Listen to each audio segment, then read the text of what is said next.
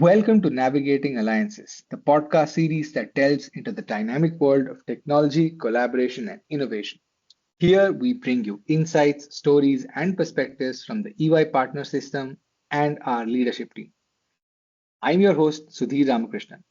Today we're exploring the exciting developments and future plans of the EY and BlackLine Alliance. Joining us are two esteemed speakers, Rishabh Jain, Partner, Finance Transformation Consulting at EY India, and Adrian Rusu, Regional Vice President, Asia Pacific and Japan, Channels and Alliances at BlackLine. Adrian, Rishabh, it's great to have you with us. Thanks for inviting me, Sudhir. I'm delighted to be here. It's our pleasure to be here. Welcome, Adrian. Sudhi, thank you. Thank you so much. Now, let's dive right into our discussion today. We have some thought provoking questions lined up, so here we go. So, how has the EY and BlackLine Alliance journey been over the past 5 years? What are your reflections and some of the standout features of this partnership? Adrian, perhaps you could launch into the same? Yeah, happy to do that, Sudhir. Thank you. Let me just take a quick step back. So, BlackLine, organization founded in 2001, is a pioneer in financial close automation software and has been at the forefront of modernizing accounting and that whole push towards it. We created the space that is now called financial close management. And generally, we have set the standard of how do we enable the office of the CFO to drive efficiency, accuracy, and control through dedicated software. When we talk about EY, we talk about partners for BlackLine, and partners represent a critical function of the way BlackLine goes to market. And therefore, we have a dedicated partnership management team, which I represent across the region, who is the interface between EY, BlackLine, and our clients.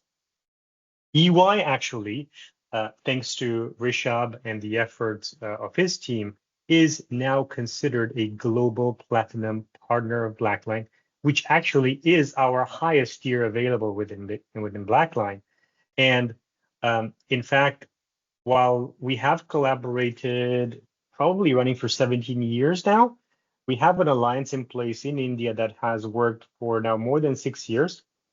And if I remember correctly, was the first region globally to sign a formal agreement with our first ever customer signed many years ago. So it all really started with a transaction and an interest.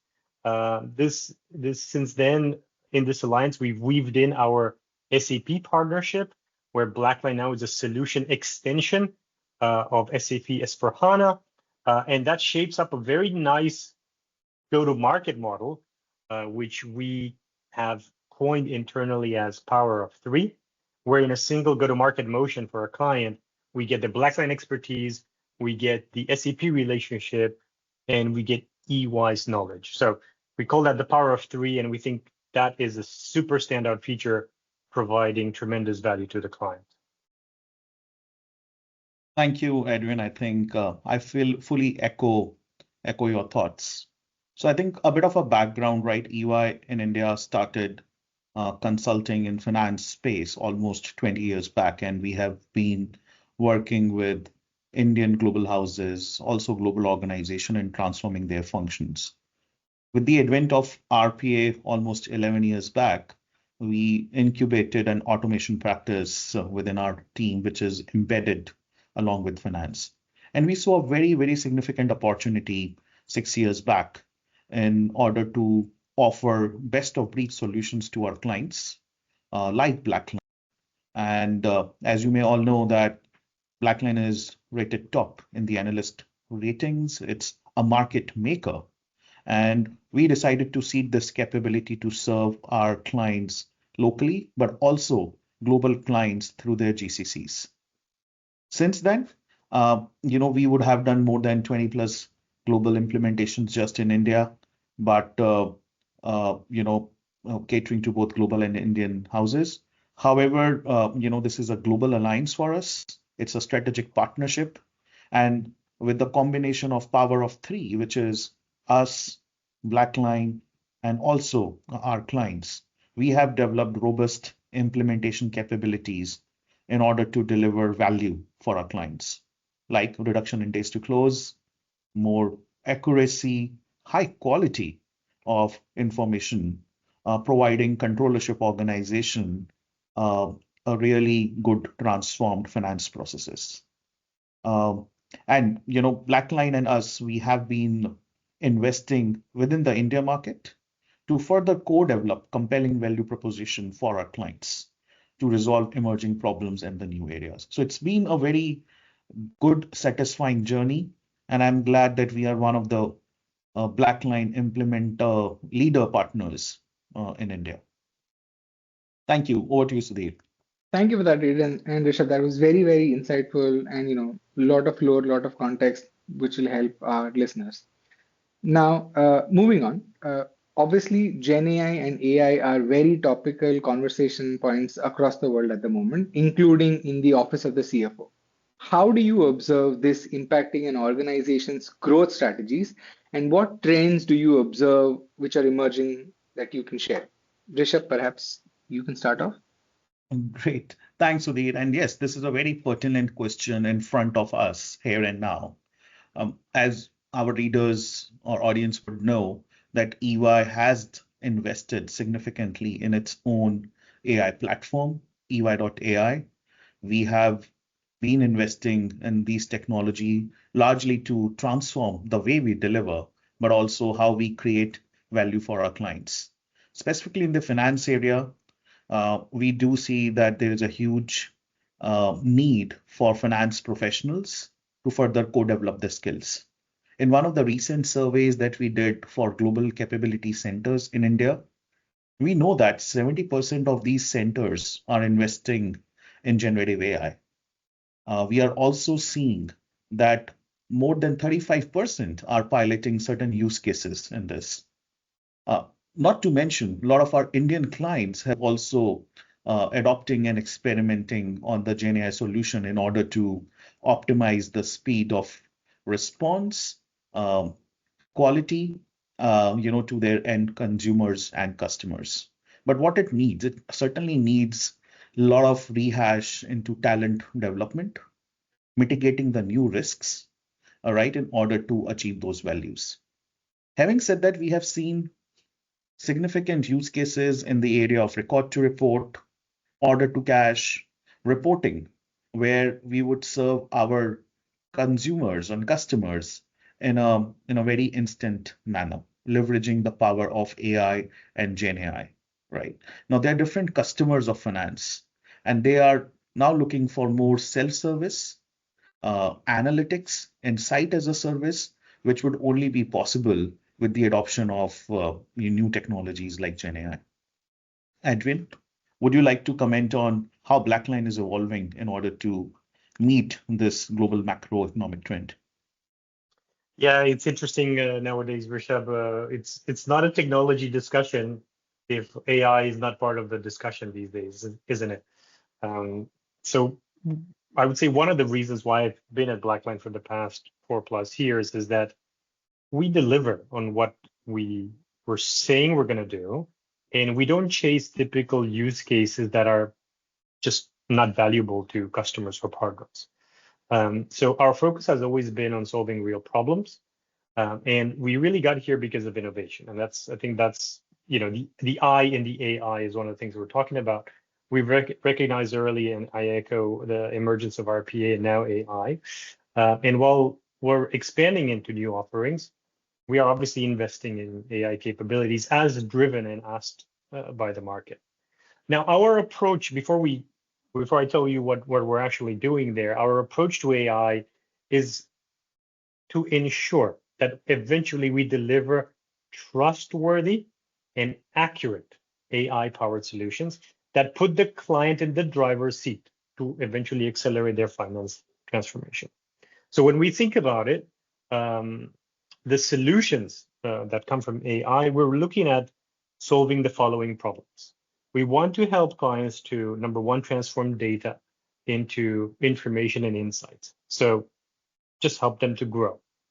Number two, we see still today automated repetitive tasks, and we would like with AI to allow finance and accounting teams to focus on more strategic work. It's always been our goal from the very beginning. Number three, risk management and regulatory compliance. We want businesses to have, with AI, more agile decision making.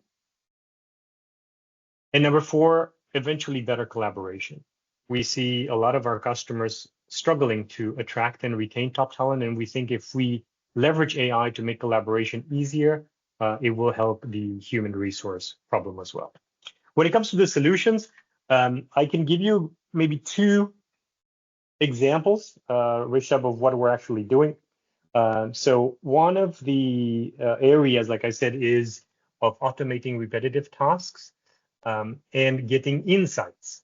Yeah, so with a capability that is going to be rolled out shortly, we call it document description summarizer. What we will do is in all the documents that you attach to BlackLine, we will scan the document, and whether it's image or text or PDF, etc. After the scan, we will generate a description of its content on behalf of the user.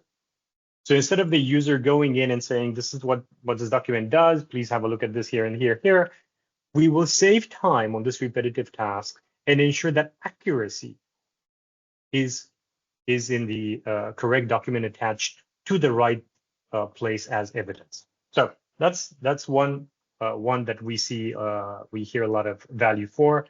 And then the second one is in our cash portfolio. So we're looking at invoice to cash payment forecasting, for example.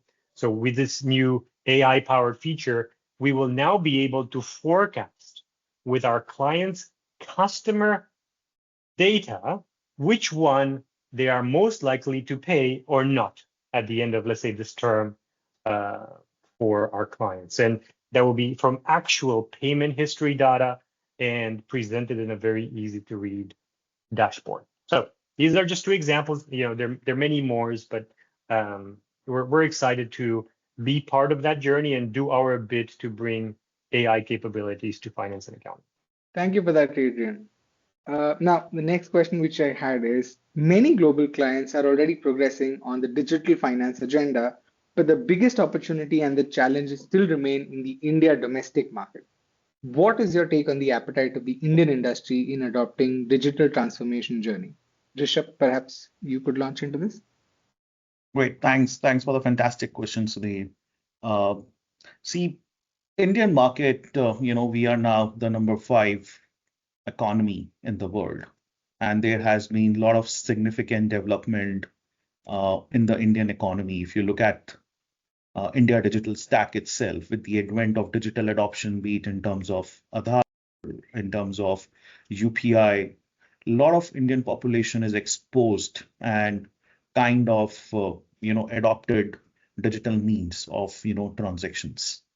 That has further fueled significant spend by the middle class and by the consumers within the India market. And also, one of the great contributors is the 1.4 billion plus population that we have, which has led to a very significant growth, both for Indian organizations, which are truly scaling up at a breakneck speed. Certainly, there are corrections in some years, but also global organizations. India is one of the top 3 markets, right? If you talk about a couple of global organizations. So there's a huge shift in terms of growth and consumer spending, which further actually leads the CFO organization to think that, okay, how can we kind of provide visibility, invest in platforms and processes at the same time to make sure that the growth that we have in our top line, right, and the related margin is not, linear. What it means is, how can we do more with less? How can we still lead to this double-digit growths, but ensuring that we are not increasing our costs for the enabling functions? So there's a very significant opportunity, and we are seeing it in the market from our CFO, CIO, controllership organization, who are more and more interested to adopt newer ways of working, better visibility, and more efficient process. Having said that, the one challenge which continues to remain in the Indian domestic market is largely around return of investments in terms of how we can get that ROI within 1 year. Given that the capital is limited, there's always a balance between investing to grow versus investing to fix our processes with not sometimes so direct relation onto the top line. So the sales cycles have been long. Value proposition, ROI is not easy, right? But wherever we have seen large global organization in India, they are certainly investing in these products platforms. So we have seen significant interest from large Indian houses in the domestic market to kind of cater to these niche products and particular platforms. I think it's just a start. We are starting to see some green shoots in adoption of best of breed focused technologies, including BlackLine and also various Gen AI solutions. Edwin, what are your thoughts around it and how BlackLine has catered to this increasing demand? I think Rishabh, we're very similar to the story of becoming India as an attractive market. So when I first joined, I remember that BlackLine was looking at the India market as managed from overseas, and it was opportunistic. And since then, we've seen demand for our products and capabilities increasing in the market, and therefore BlackLine as an organization has invested already multiple times in India. First, it was just setting up an India operations center that covers many functions, but even as early as 2 years ago, we set up a local India go-to-market function as well. So we now moved from managing India kind of like from a satellite location to now have established India as a hub for the company and recognizing the importance of the India domestic market to the firm. So I absolutely echo the sentiments. I think I've looked at the market myself for many years, and I've seen many Indian organizations investing in the past decade or decades with ERPs such as SAP. And we now see the market also ready to invest in best of breed digital finance solutions like the ones that we put together. And our solutions typically surround ERPs, SAP or other ERPs alike. So we find that the timing now is a good timing for the market. We see the appetite for the India domestic market primarily driven by the need of scalability and efficiency, primarily because Indian industries have very, very large volumes. So with the right timing, with the Indian organizations growing very fast, we see CFOs and financial controllers more than ever ready to adopt digital-ready, best-in-class solutions that are available to them. Of course, like you said, Rishabh, I echo the challenges. It's not all smooth sailing just yet, but we see a lot of legacy or in-house built finance systems still around. Data sources, like multitudes and multitudes of data sources that need to be managed. And eventually, you're right, we see budget constraints that still remain.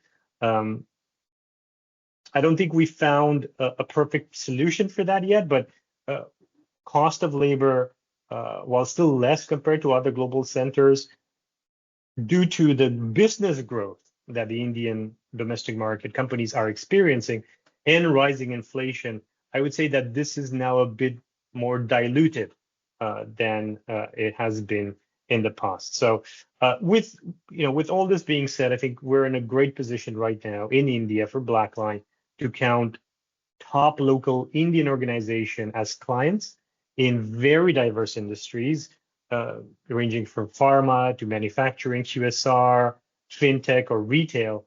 And therefore, we're very confident in any new engagement with clients. We can reference any of these top brands in the country as well as in the world as potential reference clients. Yeah, and I'll further add, right?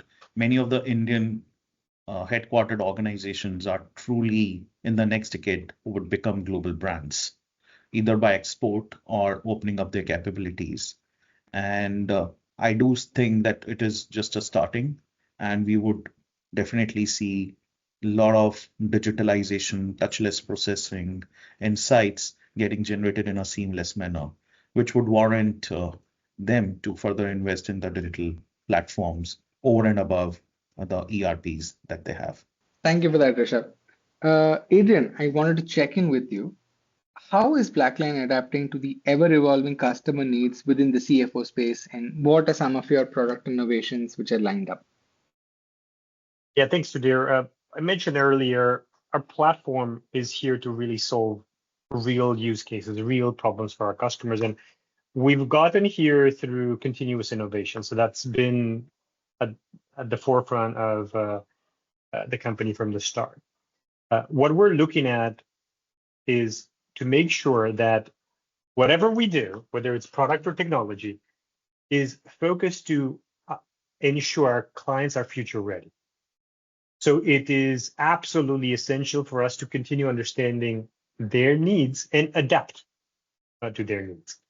That has made a shift for us, for example, in the last couple of years. We've moved from our traditional kind of market leading role, that of financial close management, for which BlackLine is basically the most trusted global tool to execute automated financial close, to newer areas that our clients have demanded, such as streamlining intercompany operations or consolidation and financial analytics to expedite reporting processes, as well as invoice to cash capabilities to improve our clients' cash flow and drive the business forward. In fact, about a month ago at our customer conference, we have announced our biggest innovation yet of 2024. So we've launched this platform that we've coined Studio 360. That's the name of the platform, which is a flexible, comprehensive platform that connects basically all the data sources, orchestrates and optimizes finance operation in a partnership with Snowflake, which is meant for us effectively to become the finance data lake that surrounds and powers all of our applications.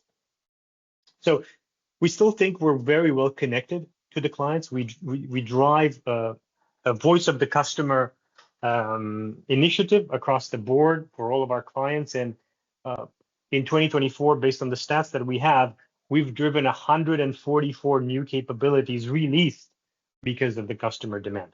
Our goal will never change.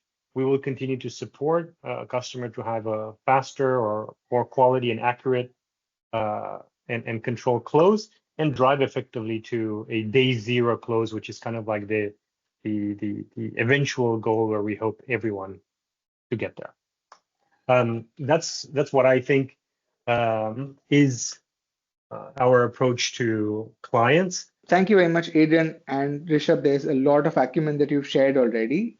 Moving on, what I'd like to understand is what lies ahead in the future for our alliance? How do we see the focus moving forward, and how does that shape our joint offerings? Rishabh, perhaps you Thanks. could shed some light? Sure, Sudhir. So Sudhir, we continue to invest in our new solutions basis what we hear from the market, what we hear from customers, and with the ever-evolving landscape with flurry of technology changes, business model getting evolved, mergers and acquisition, there's always a need for us to invest in new solution offerings. Edwin just highlighted a couple of new innovations which we are privy to, and we do feel that those are the right steps in the direction. I think there are two things which we would continue to do in future. I think they have a very best state-of-the-art financial closing management solution. I think there are a couple of investments in those.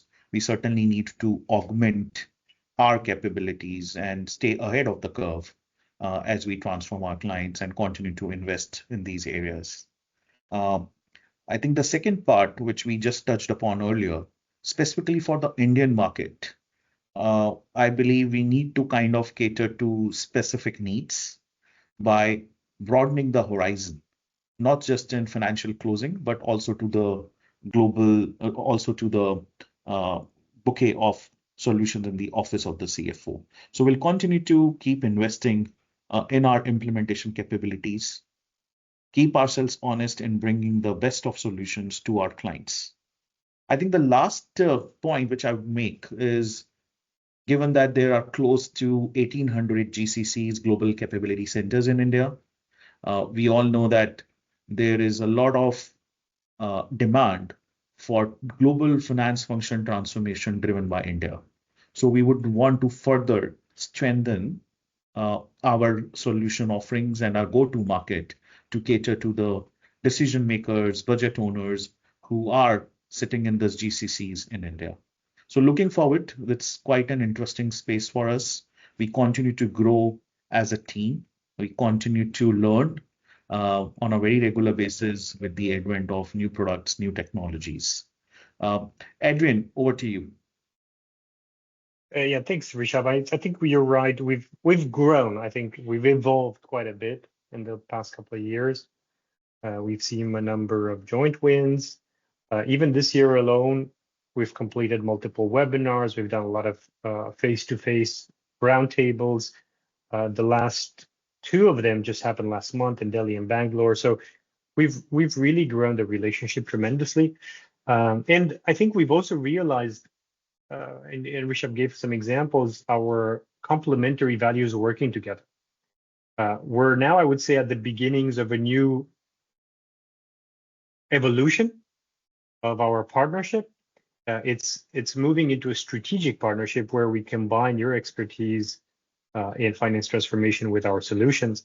And when we look forward, GCC, I think it's a no-brainer, Rishabh, with the investment going into GCCs in India for the next period of time. I think we should make very much this a go-to-market focus and have that almost as a default for any organizations that are looking at leveraging this model.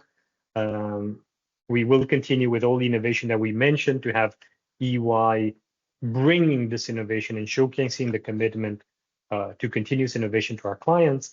And I would say maybe one thing to add to what you said, Rishabh, and kind of like my wrap up will be that we're also thinking about what other models, what other partnership models we can create that are India specific for EY. So one of them that we're working on right now is to think about a model in which EY partners with SAP BlackLine as well as BlackLine by positioning EY as a unified strategic partner for seamless pre-sales, sales, implementation, and customer success. So end-to-end execution, ensuring efficient collaboration and maximum value to clients. So we hope in maybe a future podcast to bring you more information about this. Thank you very much, Adrian and Rishabh. This was an extremely engaging conversation, and I see that you've shared extremely valuable insights as well. It's been a pleasure having you both on the Navigating Alliances podcast. It's been an absolute pleasure sharing my thoughts. I really appreciate Sudhir and Rishabh to having this opportunity. No, thank you, Adrian. It's always pleasure talking to you. I believe this time it's a good showcase of our partnership to our audience. And thank you, Sudhir, for organizing this. Thank you so much. Thank you once again, Adrian and Rishabh. To our listeners, thank you very much for tuning in. Be sure to join us for the next episode as we continue to navigate the intricacies of partnerships and innovation. Until then, keep forging new paths and exploring new horizons.